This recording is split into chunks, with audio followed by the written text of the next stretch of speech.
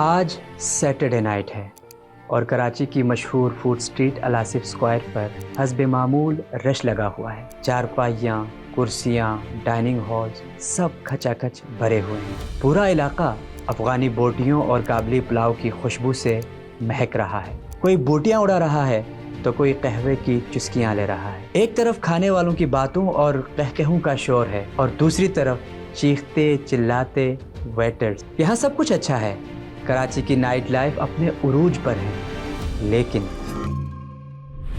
ٹھیک اسی لمحے، اسی وقت یہاں سے کچھ ہی دور افغان بستی میں قیامت برپا ہے۔ یہاں کچھ بھی ٹھیک نہیں۔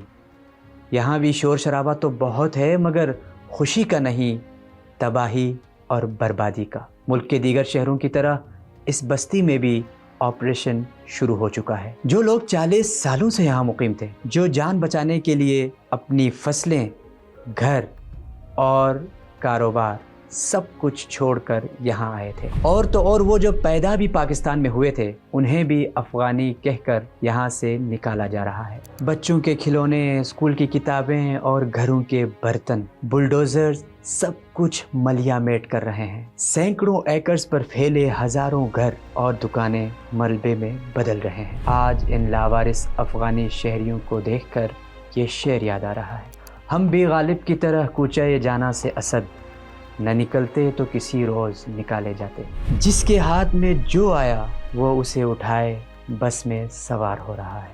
کہ یہ لوگ افغانستان میں ہمارے بہترین سفیر ثابت ہو سکتے تھے اور ہو سکتے ہیں۔ یعنی اگر آپ ان کو واپس تو آپ نے بھیجنا ہے، تو آپ ان کو جتنا اچھے طریقے سے واپس بھیجیں گے، ان کو الوداع کریں گے، تو یہ وہ سارا پیغام لے کر افغانستان جائیں گے۔ آپ سوچ رہے ہوں گے، ارے بھائی یہ تو تھے ہی غیر ملکی، ہماری کمزور معیشت کب تک ان کا بوجھ اٹھاتی؟ کسی نہ کسی دن تو یہ فیصلہ ہونا ہی تھا۔ چلیں مان لیا، لیکن کیا اس شہر میں صرف غیر ملکی ہی لاوارث ہیں؟ سچ یہ ہے کہ مہاجروں کے اس شہر کراچی میں افغانی مہاجرین کے علاوہ ایسے لاکھوں پاکستانی مہاجرین بھی ہیں جنہیں اپنے ہی ملک میں غیر مقامی قرار دے کر سخت عصبیت اور نفرت کا نشانہ بنایا جاتا ہے۔ ان کی مجبوریوں سے فائدہ اٹھایا جاتا ہے۔ پارٹیشن کے وقت آنے والے مہاجرین کے لیے تو الطاف حسین کھڑے ہو گئے تھے، لیکن آج ان مہاجرین کے لیے آواز بلند کرنے والا کوئی بھی نہیں۔ اسی لیے آج رفتار ان نئے مہاجرین کی آواز اٹھائے گا، کیونکہ ہمارا تو مشن ہی سچ کے ساتھ ڈٹ کر کھڑے ہونے کا ہے، چاہے وہ کسی کے بھی خلاف ہو۔ لیکن اس اسٹینڈ کی بھی بڑی بھاری قیمت ہوتی ہے، وہ قیمت جو ہم کیسز، گرفتاریوں اور انکوائریوں کی صورت میں کئی سالوں سے ادا کر رہے ہیں۔ لیکن ہمیں آپ کے ساتھ کی ضرورت ہے، اس لیے یہاں لائک اور سبسکرائب کے ساتھ ساتھ پیٹریون پر بھی ہمیں جوائن کیجیے۔ تو چلیں اس کہانی میں جہاں روشنیوں کے شہر کے پیچھے چھپی تاریکیاں بولتی ہیں۔ آپ کو آج روشنیوں کے شہر کی ایک ڈارک سائڈ دکھاتے ہیں، ایک ایسی سائڈ جو گھروں سے مسجدوں، تندوروں سے مارکیٹوں اور باربر شاپ سے ریسٹورنٹ تک ہر وقت ہمارے سامنے رہتی ہے، مگر پھر بھی ہمیں نظر نہیں آتی، یا پھر شاید ہم دیکھنا ہی نہیں چاہتے۔ کراچی، روشنیوں کا شہر، غریبوں کی ماں اور کروڑوں انسانوں کا مسکن، ایک ایسا شہر جہاں پاکستان کے سب سے بڑے دل والے رہتے ہیں، جہاں کوئی بھوکا نہیں سوتا، جس کی گود سے انڈس، ایدی، SIUT اور سٹیزن فاؤنڈیشن جیسے بڑے ادارے پیدا ہوئے، اور شاید یہی وجہ ہے کہ سارے پاکستان اور پورے پاکستانیوں کی امیدیں یہیں سے جڑی ہیں۔ ہر کوئی اپنی معاشی بہتری اور غربت کے خاتمے کے لیے اسی کی طرف دیکھتے ہیں۔ روشنیوں کے شہر سے روشن مستقبل کی امید اور زندگی بدلنے کے حسین خواب لے کر ہر مہینے تقریباً 45 سے 50 ہزار محنت کش اور طلباء ملک کے مختلف شہروں دیہاتوں سے کراچی کا رخ کرتے ہیں۔ یعنی دوسرے لفظوں میں ہر سال کراچی کی آبادی میں 10 لاکھ اضافہ کرتے ہیں۔ بس سمجھ لیجئے کہ کراچی میں بحر عرب کے علاوہ ایک اور سمندر بھی ہے، مسافروں اور مہاجروں کا سمندر۔ آپ کو ان مہاجروں کی کامیابی کی بہت سی کہانیاں اور داستانیں سننے کو ملیں گی، جن کی زندگیاں کراچی آ کر بدل جاتی ہیں۔ اسٹوری یاد ہے جو انٹیریئر سندھ سے بچہ آیا تھا، اور جب سٹارٹ کیا تھا اسے 4 سال پہلے، مطلب BS پروگرام میں، تو اس کی جو ہے وہ اٹائر سے اسے لگ رہا تھا کہ یہ گاؤں کا ہے۔ لوگوں نے اس کا مذاق بھی اڑایا، بچوں نے پینڈو پینڈو کہہ کے، کیونکہ آئل لگا ہوا بالوں میں، کپڑے جو ہیں وہ شلوار قمیض، بچے تو شلوار قمیض ہی وہاں پر پہنتے ہیں، تو اس کو جو ہے اس نے جو 4 سال میں اپنے آپ کو چینج کیا نا ہماری گائیڈنس میں, ہمارے سب کے ٹیچرز کی, اسٹوڈنٹ ایڈوائزر کی گائیڈنس میں WHO کے ساتھ سے کام کیا, یونائٹڈ نیشن کے ساتھ کام کیا.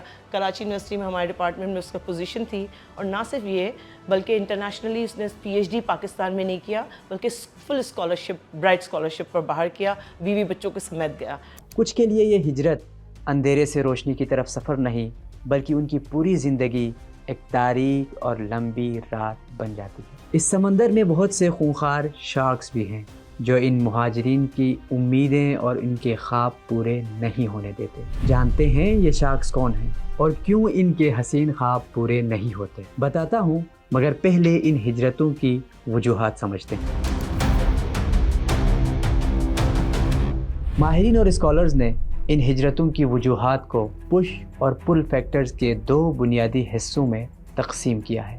پش فیکٹرز میں غربت، وسائل کی کمی، معاشی مشکلات، تعلیم اور صحت کی سہولیات کا نہ ہونا، دہشت گردی یا جنگی حالات اور سیاسی افراتفری شامل ہے. کراچی یونیورسٹی کی ایک ریسرچ کے مطابق ان عوامل کے پیش نظر ہجرت کرنے والوں کی اکثریت یعنی تقریباً 52% غربت اور تنگ دستی کی وجہ سے ہی کراچی کا رخ کرتے ہیں، اور پنجاب، خیبر پختونخوا، بلوچستان، کشمیر اور گلگت بلتستان سمیت مختلف شہروں اور دیہاتوں سے ہجرت کرنے والے 92% لوگوں کی منزل کراچی ہوتی ہے، کیونکہ ان کے علاقوں میں مواقع نہ ہونے کے برابر ہوتے ہیں.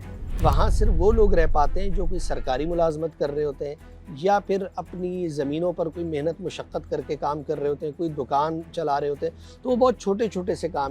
چلیں آپ کو انہی لوگوں کی کہانی انہی کی زبانی سناتے ہیں کہ وہ کراچی کیوں آئے ہیں. بے روزگاری بہت عروج پہ ہے اس ٹائم. یہاں 2 پیسے مل جاتے ہیں. ابھی یونیورسٹی بنے بھی 2-3 سال میں اتنے ڈپارٹمنٹس ہیں نہیں, تو مجبوراً لڑکوں کو دوسرے شہروں کی طرف رخ کرنا پڑتا ہے تعلیم کے لیے. مگر ایک پش اور بھی ہے. اسے قدرت کا نظام کہیں، قہر الہی کہیں، یا پھر ہماری کوتاہی اور گناہوں کی سزا.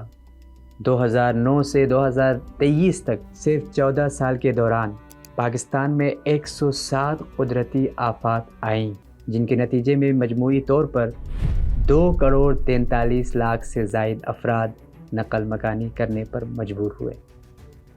ان میں سے تقریباً 2,41,00,000 نقل مکانیوں کی وجہ صرف سیلاب تھا. کراچی پہنچنے پر ان مہاجرین کا پہلا امتحان اس وقت ہوتا ہے جب یہ سر چھپانے کے لیے چھت ڈھونڈنے نکلتے ہیں، یعنی آشیانے کی تلاش. مودی حکومت میں انڈیا کے مسلمانوں کے ساتھ ہونے والی زیادتیوں میں ایک بڑی زیادتی یہ بھی ہے کہ وہاں کے مسلمانوں کو صرف ان کی شناخت کی وجہ سے کرائے پر مکان نہیں دیا جاتا.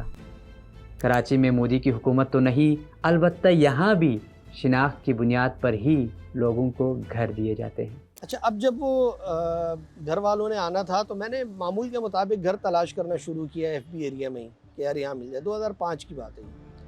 اب جب میں نکلا تو مجھے تو بالکل ایک نئے طرح کے کلچر کا سامنا ہوا. یعنی 2005 میں مجھے کوئی بھی FB ایریا میں گھر دینے کو تیار نہیں تھا. یعنی ہم جس اسٹیٹ ایجنٹ کے پاس جاتے ہیں وہ منع کر، اور وہ اتنا روڈلی منع کرتے. شروع میں تو مجھے کچھ سمجھ نہیں آیا کہ یہ کیا معاملہ ہے, نہیں کیوں منع کر رہے ہیں. ایک نے منع کیا، دوسرے نے، تیسرے نے، چوتھے نے، پانچویں نے، چھٹے نے، ساتویں نے، 10 اسٹیٹ ایجنٹس مجھے مطلب یہ نہیں وہ سنتے تھے اور کہتے تھے کہ نہیں ہے.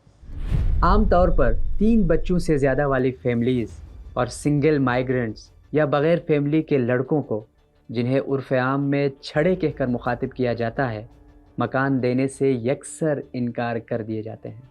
اور یقیناً غربت اور تنگ دستی کے علاوہ یہی بھروسے اور اعتماد کا فقدان ہی ہے جو ان مہاجرین کے تقریباً 45% حصے کو جھونپڑیوں اور کچی آبادیوں میں رہائش اختیار کرنے پر مجبور کرتا ہے. اور جن خوش قسمت مہاجرین کو مکان یا چھت نصیب ہوتے بھی ہیں، ان کی زندگیاں بھی قابل رحم رہتی ہیں، کیونکہ مالک مکانوں کا عمومی رویہ انتہائی سخت اور تحقیر آمیز ہوتا ہے.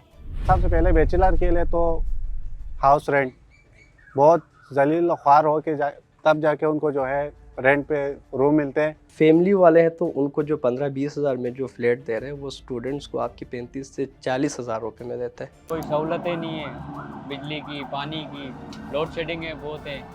تو وہ ایک دڑبا نما بلڈنگ تھی جو کوئی 12 منزلہ تھی، اور اس میں جو کمرے تھے نا، جو کھولیاں ہوتی ہیں جیل کی، اور وہ پوری مزدوروں سے بھری ہوئی تھی وہ بلڈنگ. بلال پلازا غالباً نام ہے، جو بنارس میں سیوڑی بابا ایک مزار ہے اس کے بالکل قریب ہے یہ بلڈنگ، اب بھی ہوگی. تو وہ چھوٹے چھوٹے کمروں میں 5 6 لوگ رہتے تھے. یہ تعصب اور تفریق بھی صرف مکان تک محدود نہیں، بلکہ پبلک پلیسز پر سامنا ہوتے متعصبانہ رویے، سیر و تفریح کے مقامات پر اور پارکس میں ہونے والی خصوصی نگرانیاں، اور شاپنگ مالز اور مارکیٹوں میں سامنا کرنے والے سرویلنسز سے لے کر راہ چلتے روک کر تلاشیاں لینے تک ہر جگہ عام ہے. شکل، لہجہ، بول چال اور زبانی و لسانی بنیادوں پر خصوصی امتیاز اور تفریق بھی اسی سلسلے کی کڑیاں ہیں جو عوام اور خواص میں یکساں ہیں. اور مجھے کہا گیا کہ یار تمہارے ساتھ بیٹھ کر تو کہیں چائے بھی نہیں پی سکتے، کچھ پتہ نہیں جو ہے کیا کچھ ہو جائے. یہ مجھے صافی دوستوں نے کہا. میں اپنی ایک مثال دیتا ہوں کہ ایک دفعہ میں بائک پہ جا رہا تھا تو چالان کر رہے تھے آگے سے، تو driving license bike paper document سب دکھانے کے بعد جب ڈرائیونگ لیسن دکھایا تو پولیس والے نے چیک کر لیا، چیک کر کے بولے کہ آپ کے اوپر چالان کٹے گا. میں نے کہا کس چیز کا؟ تو بولے کہ آپ کا جو نا لائسنس نہیں. میں نے کہا سر یہ رہا میرا لائسنس جب دکھایا تو بولے کہ یہ تو گلگت بلتستان کا ہے. پٹھان تھا، اس کا کیبن ہے ہوٹل کے پاس، تو وہاں پر ایک پولیس والا آتا ہے، اس کے سامنے کیبن والے کے سامنے کھڑا ہوا. اس نے کہا کہ یار وہی پیسے کی اس نے مانگ کی. تو ظاہر ہے اس نے کہا کہ یار اس سے پہلے 2 بائک والے آ کے جا چکے ہیں. تو وہ اس کو بڑی حقارت کی نگاہ سے اس سے موبائل چھین کے کہتا ہے اغوانی ہو. موبائل کھولتا ہے، بیٹری نکالتا ہے، کہہ رہا اچھا دہشت گردوں کے ساتھ تمہارے رابطے ہیں. وہ شخص جو کیبن والا بندہ ہے اس کی آنکھوں سے آنسو آنا شروع ہو گئے. آپ کو جولی LLB کا وہ ڈائلاگ تو یاد ہوگا جس میں ارشد وارثی سڑک کنارے سونے والے مزدوروں کے بارے میں پوچھتے ہیں کون ہیں یہ لوگ، کہاں سے آتے ہیں؟ یہ ڈائلاگ بھی انہی مہاجروں پر فٹ آتا ہے. کیا آپ نے کبھی غور کیا ہے کہ ان روزگار اور بہتر مستقبل کے متلاشی نئے مہاجرین کی روزمرہ زندگی کیسے گزرتی ہے؟ نہیں، کیونکہ آپ کو ان کے آرام سے نہیں بلکہ ان کے کام سے مطلب ہے. اور کام تو یہ لوگ بہت کرتے ہیں، بلکہ یہ بتائیں کہ کیا کیا کام نہیں کرتے. ان میں سے زیادہ تر افراد ڈیلی ویجز پر کام کرتے ہیں، یعنی روز کمانا اور روز کھانا. اسی لیے ان کے لیے کوئی بھی ڈے آف نہیں ہوتا، کوئی ویکنڈ نہیں ہوتا، حتیٰ کہ عید بقر عید بھی نہیں ہوتی. اسی لیے صبح اٹھتے ہی ان کا واحد مقصد اور غرض کام کی تلاش ہوتا ہے. اور اس 1 پوائنٹ ایجنڈا کا بھی ایک ہی کرائیٹیریا ہوتا ہے کہ کچھ بھی ہو جائے، جیسا بھی ہو، بس کام مل جائے. سارا دن کا اپنا رقصے چلاتے، صبح نکلتے شام کو جاتے، بس کھا کے سو جاتے، وہ پھر نکلتے. لیکن یہ ہے بس یہ غربت کا پریشانی ہے، مہنگائی کا پریشانی ہے. مشکل ہے اور بوڑھا بھی ہو گیا ہوں، کمر میں درد ہے، پر حال مجبوری اپنی کی وجہ سے چلنا پڑتا ہے. چلوں گا نہیں ہے تو اگلا کام پہ نہیں رکھے گا. تو سیمنٹ اٹھاتا ہوں، بلاک اٹھاتا ہوں، گرتی ڈرچا مارتا ہوں، بس یہی کام ہے. اور تو کوئی ہاتھی کام کر نہیں سکتا، سکلائی تو کچھ ہے نہیں ہے. اور کوئی بھی ایسا پیشہ نہیں جہاں ان کا استحصال نہ کیا جا رہا ہو. اور تو اور مساجد اور مدارس میں بڑی تعداد جنوبی پنجاب اور KPK سے آنے والے مولویوں کی ہوتی ہے، جو مسجدوں تک بلاتے ہیں، نمازیں پڑھاتے ہیں، دین سمجھاتے ہیں اور بچوں کو قال اللہ اور قال رسول اللہ سکھاتے ہیں. لیکن جب پیسوں کی بات آتی ہے تو اسلام سے محبت رکھنے والے اور اسلام کے محبت کے دعوے دار انہیں 10 سے 12 ہزار تنخواہ دے کر احسان جتاتے ہیں. کیا آپ سوچ بھی سکتے ہیں کہ وہ مولوی، قاری یا پیش امام اتنے کم پیسوں میں کیسے گزارا کرتے ہوں گے؟ ایک تحقیقاتی سروے رپورٹ کے مطابق ان مہاجرین کی بہت بڑی اکثریت بغیر کسی مہارت یا ہنر کے روزگار کی تلاش میں کراچی پہنچے ہوتے ہیں. آپ خود سوچیں کہ ایک تو کام کی اشد ضرورت ہو اور کوئی ہنر بھی نہ آتا ہو تو استحصال نہ ہو تو اور کیا ہوگا. ویسے تو یہی حال پورے پاکستان کا ہے، لیکن کراچی میں خاص طور پر ایک غالب سوچ یہ سامنے آتی ہے کہ یہاں اچھی جابز کے لیے ہنر اور تعلیم سے زیادہ تعلقات اور ریفرنسز دیکھے جاتے ہیں. یعنی who you know is more important than what you know. یہی وجہ ہے کہ بغیر تعلقات کے اچھی نوکری اور بہتر روزگار کا حصول مشکل ہی نہیں، ناممکن سمجھا جاتا ہے، جس کی وجہ شہر کے مجموعی حالات یا عمومی صورتحال बद एतमादी, बेयकीनी का माहौल और एतबार का फुकदान बताया जाता है। मिसट्रस्ट का एलिमेंट जो है वो बहुत ज़्यादा है। यहाँ पे हर वो शख्स जिसको आप नहीं जानते वो आपके लिए चोर है, डाकू है, क्योंकि आप भरोसा नहीं कर सकते, नहीं पता होता आपको। ज़बान और शक्ल की वजह से अभी जो अफगानियों वाला वो डिपोर्टेशन का वो चला है, उसमें ये है हम आम पाकिस्तानी जो पठान है वो भी रगड़ा जाते हैं। इसलिए ज़्यादातर नए मुहाजिरीन को जॉब मिलना तो मुश्किल होता ही है, जॉब सिक्योरिटी मिलना तकरीबन नामुमकिन। ऐसे में रोज़ाना की बुनियाद पर इस्तेहसाल बर्दाश्त करना, दिहाड़ी पर मजदूरी करना, इंतहाई मुशक्क़त और जांफिशानी से काम करना पढ़े लिखे, हुनरमंद और आम वर्कर्स सभी की मजबूरी बन जाती है। और इन्हें मकामी वर्कर्स से कई ज़्यादा मेहनत करना इसलिए भी पड़ जाता है क्योंकि इन्हें कामयाबी की तड़प के साथ साथ नाकामी का खौफ भी पल पल सताता रहता है कि नाकामी की सूरत में कहीं वापस गाँव देहातों का रुख ना करना पड़े। जब आप गांव से आते हैं तो आपकी आधी ज़िंदगी इस बात में गुजर जाती है, इस खौफ में कि आप गांव वापस ना चले जाएं। तो आप जो आधी मेहनत कर रहे होते हैं वो ज़िंदगी में आगे बढ़ने के लिए कर रहे होते हैं, इस तमन्ना के साथ कि आपने आगे बढ़ना है, बट इस खौफ के साथ भी कर रहे होते हैं कि आपको दोबारा गाँव ना जाना पड़े। जॉब सिक्योरिटी ना होने और दिहाड़ी पर मजदूरी करने का एक और नुकसान ये भी होता है कि सबसे ज़्यादा और सबसे पहले बारिशों, तूफ़ानों, एहतिजाजों, हंगामों और बंदिशों से यही लोग मुतासिर होते हैं।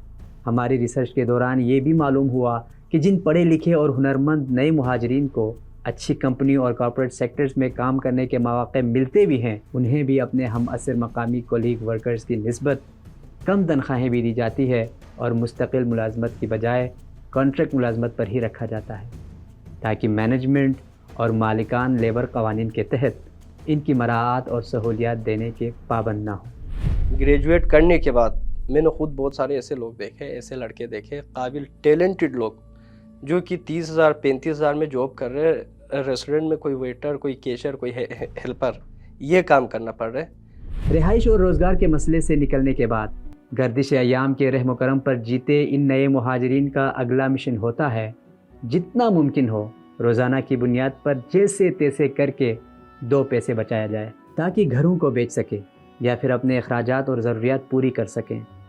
इस मकसद के तहत वो अपने पेट पालने के लिए मुख्तलिफ़ तरकीबें सोचना शुरू करते हैं। नतीजतन वो सस्ते होटलों के नाक़िस और गैर मेयारी खानों या फिर फलाही इदारों के खैराती दस्तरखानों पर इन्हिसार करते हैं। इन सस्ते और सफाई सुथराई से नावाकिफ़ होटलों का गैर मेयारी खाना भी 2-3 बंदे मिलकर खा रहे होते हैं। शियोलकास की एक मशहूर कहावत है, home sickness hits hardest in the middle of large crowd alien city, यानी अजनबी शहर के अनजान हुजूम में घर की याद ज़्यादा सताती है। घर की याद, प्यारों की जुदाई, वतन से दूरी पर अफसुर्दगी और गमगीन कैफियत होम सिकनेस कहलाती है। जी हाँ, ये भी इन्हीं मुहाजिरीन को सताने वाली परेशानियों में से एक है। अब ये कहना तो मुश्किल है कि ये ख़ुद परेशानियों की वजह से होता है या फिर परेशानियाँ इसकी वजह से होती हैं, क्योंकि दोनों ही बातें ठीक मालूम होती है। जब परदेश में ज़्यादा परेशान हो तब होम सिकनेस ज़्यादा फील होने लगता है और जब होम सिकनेस हो जाए तो परेशानियां भी बढ़ जाती है। बहरहाल होम सिकनेस भी इन नए मुहाजिरीन का साए की तरह हर पल हर लम्हा पीछा करता रहता है। नौजवान हो या शादीशुदा या फिर बच्चों वाले, सभी इससे यकसा मुतासिर होते हैं। मैंने काफ़ी केसेस देखे हैं जहाँ पे लोग जो है वो अपना दिमागी तवाज़ुन खो बैठे, उनको वापस लेके जाना पड़ा। घर बार को छोड़ के आना मतलब शुरू में तो बिल्कुल ही मुश्किल होता है। बंदे का दिल चाहता है कि वापस चला जाए। पहला 1 साल तो बहुत मुश्किल होता है। याद घर वालों की आती है, बीवी बच्चे याद आते हैं, पर वहाँ खाएंगे क्या? 8-10 हज़ार रुपया आने जाने का किराया खर्चा है यहाँ पे, तब मुश्किल है। बहरहाल मजबूरी के वास्ते करके तो यहाँ मैं चल रहा हूँ। ईद पे और स्पेशली ये होता था कि कपड़े धोने के टाइम पे, खाना बनाने के टाइम पे बहुत मुश्किल होता था। तो ये चीज़ें मतलब फैमिली का फील होता था कि यार फैमिली नहीं है तो ये चीज़ें मुश्किल होती है। तो कैफियत तो आप ना पूछे कि बहुत सारी कुर्बानियाँ, बहुत सारे जज्बात होते हैं, उन सब की कुर्बानी दे के आना होता है, क्योंकि अक्सर जो होते हैं वो स्टूडेंट्स होते हैं। और जब शिद्दत से घर याद आने लगे तो घरों को फ़ोन करना, अपनी और बच्चों की, अपने प्यारों की पुरानी तस्वीरें देखना और इन तस्वीर को देखकर कभी खिलखिलाकर हंसना, कभी अफसुर्दा होना और छुप छुप कर आहें भरना। ये जज्बाती मरहला इतना तकलीफ दह होता है कि इस कैफियत और दर्द को बयान करना मुमकिन नहीं। होम सिकनेस से भी इनकी न सिर्फ जिस्मानी सेहत मुतासिर होती है بلکہ اس سے ان کی ڈپریشن، اسٹریس، انگزائٹی یا پھر شدید نفسیاتی امراض میں مبتلا ہونے کے چانسز بھی بہت زیادہ ہوتے ہیں، اور روح تک انتہائی غم کی گہرائیوں میں ڈوب جاتی ہے۔ پاکستان میں انٹرنل مائگریشن 3 دھاری تلوار کی مانند ہے، یعنی یہ ہجرت خود نئے مہاجرین، ان کے آبائی علاقوں اور کراچی جیسے میزبان شہروں سب کے لیے بیک وقت مسائل کا سبب بنتی ہیں۔ ان سے نہ صرف ہجرت کرتے مہاجرین کی زندگیاں ڈسٹرب ہوتی ہیں، بلکہ ان کے آبائی علاقوں میں برین ڈرین کے مسائل بھی جنم لیتے ہیں، اور ساتھ ہی ساتھ یہ کراچی جیسے بڑے شہروں کے وسائل کی تقسیم اور مسائل میں اضافے کا بھی سبب بنتے ہیں۔ جب چین مائگریشن ہوگی تو برین ڈرین تو ہوگا۔ چین مائگریشن اور برین ڈرین ساتھ ساتھ چلتا ہے، ٹھیک ہے۔ ایک شخص پڑھا لکھا وہاں سے اٹھا، یہاں آیا، اور اس نے کیا کیا، اس نے جو ہے یہاں جاب کر لی، اس نے یہاں پڑھ لیا، جاب کر لی، پھر اس نے اپنی پوری فیملی کو بلایا، یا اس نے شادی کر لی، جس جو بیگم تھی اس کے چھوٹے بچے تھے وہ لے آیا، ادھر پڑھایا، وہ بچے جو ہیں جینیس نکلے، اس نے جو ہے وہ باہر چلے گئے۔ آپ کا تو پورا ملک سے بھی برین ڈرین ہو گیا نا ساتھ میں۔ اس لیے فیصلہ سازوں کو نقل مکانی روکنے کے لیے، بڑے شہروں کا بوجھ کم کرنے کے لیے اور پاکستان کی بہتری کے لیے دیہاتوں کی ترقی اور خوشحالی کی طرف توجہ دینی ہوگی، تاکہ ان ہجرتوں سے جڑے سارے مسائل خود بخود حل ہو سکے۔ دنیا میں اب چلے جائے، شہروں میں فیکٹریاں نہیں ہوتی ہیں، کہیں پر بھی نہیں ہوتی ہیں۔ ہمارے ہاں پاکستان میں کراچی میں خالی تو 5 بزنس زون بن چکے ہیں جو فیکٹریز اور انڈسٹریز مشتمل ہے۔ تو ہم کیا کہتے ہیں کہ انڈسٹریل زون ہمیشہ دور ہوتا ہے تاکہ اس کے آس پاس کے جو گاؤں کے لوگ ہیں ان کو اپرچونٹی مل جائے، تو وہ شہروں میں آنے کی ضرورت ہی نہیں ہوگی ان کو۔ تو ایک تو یہ انفراسٹرکچر ٹھیک کرنا، دوسرا وہاں پر سیاحت ہے، وہاں پر کوئی روزگار ہو سکتا ہے، وہاں پر انڈسٹریل زونز بن سکتے ہیں، اس کو ڈیولپ کیا جا سکتا ہے تاکہ موسٹلی آپ کے بچے وہاں سے تعلیم حاصل کر کے وہیں پر اپنی جابز حاصل کریں، نہ کہ وہاں سے اٹھ کر کراچی اور لاہور کی طرف آئیں۔ یاد ہے جو سوال میں نے شروع میں پوچھا تھا کہ کیوں ان نئے مہاجرین کی زندگیاں گزرنے کے باوجود، جوانیاں ڈھلنے کے باوجود، عمریں پوری ہونے اور اتنی زیادہ قربانیاں دینے کے باوجود بھی ان کے وہ حسین، سہانے اور امید بھرے خواب پورے کیوں نہیں ہوتے؟ اس کا سادہ مگر تلخ جواب یہ ہے کہ ان کے خواب، ان کی امیدیں، ان کی قربانیاں اور ان کی زندگیاں، حتیٰ کہ ان کا وجود تک کچھ سیٹھوں کی خواہشات اور کچھ متعصب لوگوں کی چھوٹی سوچ اور تنگ نظری کی نظر ہو جاتی ہیں، کچھ نظام کی ناانصافیوں اور کچھ ریاست کی عدم توجہی کا شکار ہوتے ہیں۔ اور ہاں، یہ دور اندیشی کی بجائے وقتی فائدہ اور شارٹ کٹس کا سہارا بھی لیتے ہیں، اور رسک لینے کی بجائے انہی چھوٹے اور مشکل جابز پر گزارا کر رہے ہوتے ہیں، اور نئی مہارتیں اور ہنر سیکھتے نہیں۔ لہٰذا بہت کچھ ان کی اپنی سوچ اور غلط فیصلوں کی قیمت بھی ہوتی ہے جو یہ ادا کر رہے ہوتے ہیں۔ بقول منیر نیازی کے کچھ شہر دلوگ و ظالم سن، کچھ سانو مرندہ شوق رسی، یہ کہانی میری بھی کہانی ہے، لیکن مجھے مرنے کا شوق نہیں، مجھے آگے بڑھنے کا شوق ہے، رفتار بڑھانے کا شوق ہے۔ اسی لیے رفتار پر یہ سٹوری میں ہی کر رہا ہوں۔ اور آخر میں آپ سب سے بھی ایک ہی ریکویسٹ کروں گا کہ نئے مہاجرین کی رفتار بڑھنے دو۔